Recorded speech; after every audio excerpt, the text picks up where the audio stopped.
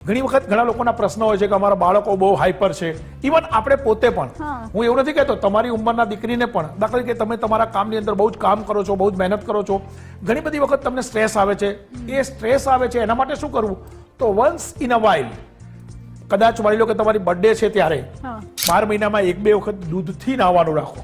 તમારા ઘરમાં તમારા બાળકો જો ચંચળ છે, વધારે એક્ટિવ છે, ઘણા છોકરાઓ હાઈપર એક્ટિવ હોય છે, ઘણા છોકરાઓ બહુ લેઝી હોય છે, તો એને શું કરવાનું? એની બર્થડે હોય તે દિવસે દૂધથી નવડાવો તો એનામાં બહુ જ પરિવર્તન આવશે. અચ્છા, હવે દૂધથી એટલે ઘડો ભરીને દૂધ નહીં લેવાનું.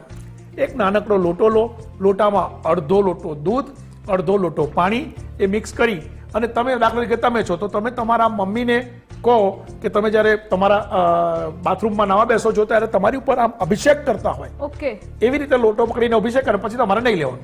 તમારા બાળકને નવડાવો છો ત્યારે બાળકને ત્યાં પાટલા ઉપર બેસાડી બાથરૂમમાં અભિષેક કરો છો, એવી રીતે કરો.